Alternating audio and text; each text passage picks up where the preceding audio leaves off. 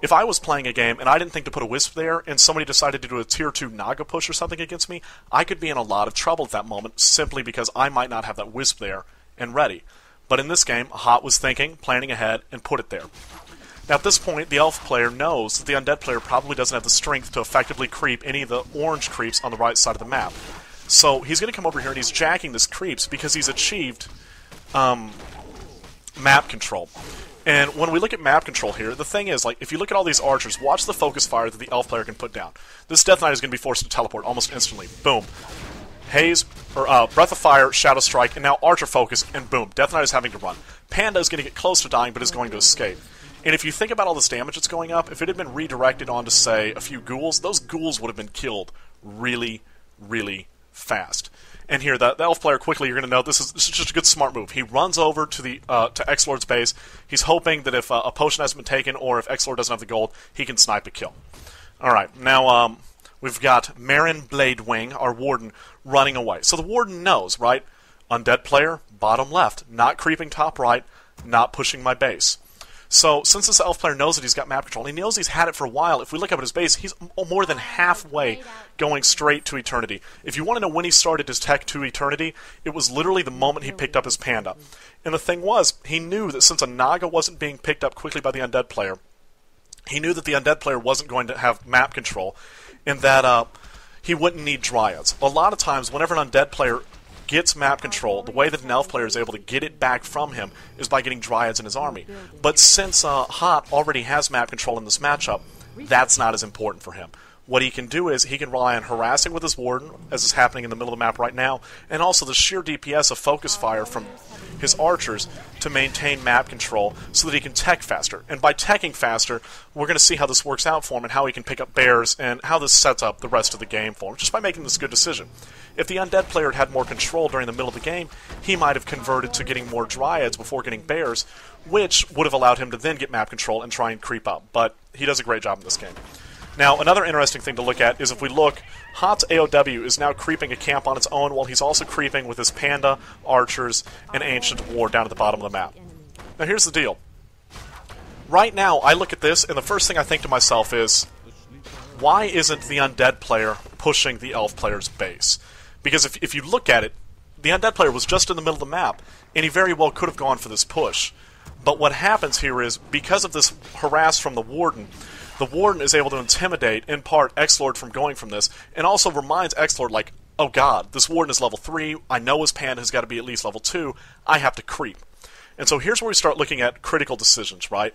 The Warden knows, or the Elf player knows, that the Undead player's got to be creeping, so he starts running over to try and find him. He sees some bodies. Now, he could have run straight up to the red camp instead of running through the middle like he did in order to see if the Undead player was going for the most lucrative camp possible, which he is, but instead he ran over to the middle camp so that he could focus on following bodies for a moment and tracking down where the Undead player was going. The effect of this, essentially, is that although he would have been able to jack the Undead player a little bit faster by running straight to the red camp, had the Undead player gone to his natural first and then up to the dragon camp, he might not have been found in time by the Elf player. So, in a different game, this creeping pattern would have, or could have potentially saved Hot from failing in this creep jack. And this creep jack is huge for him right now, because now that he's got Dryads in his army, he's got dual level 3 heroes. I mean, the Undead player's in a lot of trouble because he can't go around creeping. You're going to see him here, Undead player's pulling creeps, going for this creep, and it's not going to work out for him, because here it goes. He's got to pull from a safe position, and by pulling from a safe position, the main Null Overseer is going to get killed, and kaboom. Elf gets more experience. We've got a level 3 Death Knight, and we've got a level 2 Lich. Now, one thing that you're going to see here is there aren't that many Fiends being trained by the Undead player right now. What this signals to me as an Elf player when I'm playing a game, and what it's also signaling to Hot right now, is that the Undead player is not planning on winning this game with Fiends. And the thing is, there are some replays that you can find where literally a Drunken Haze Breath of Fire plus a Fan of Knives will take down something like 5 Fiends almost instantly. It's the most disturbing and disgusting thing you can ever witness in your life, and it makes me laugh every single time I see it. But that's not what's going to happen in this game, because the Undead player isn't focusing on the Fiends. And here comes the Elf, right? The Elf didn't need to chase him through his base. The Elf probably didn't expect to even get any kills by running over here. But by the elf getting on top of his base, number one, he can see, oh, hey, look, there's a sacrificial pit. I wonder what units he's going to get. Like, it tells the elf a little bit more about what's happening.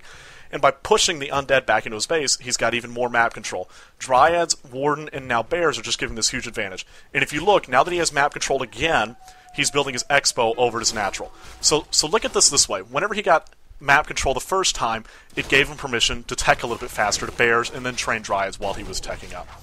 Whenever he got map control again, he started his Expo. And we're going to see here, the undead player is going to come in and he's going to jack him. And this undead player actually kills 1 or 2 units here. It looks like, okay, there's a Dryad that's gone down and an Archer that's gone down. And even this AOW, which isn't that big of a deal.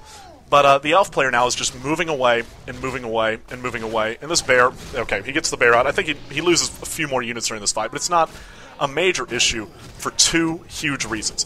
The first huge reason is he's using this map control simply to get this other Expo up. The second major reason is if you were watching the replay, the elf player has been holding at 50 food until this moment in the game.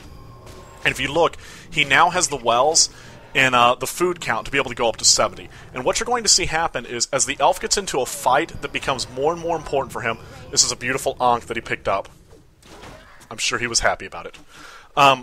As you're going to see, as the elf player gets into a fight that really matters for him, and this is something you won't really hear players tell you about, but as you get into a fight that's really important, that you really want to start winning, or where you want to turn the game around, that is when you can really look to break 50 food, right?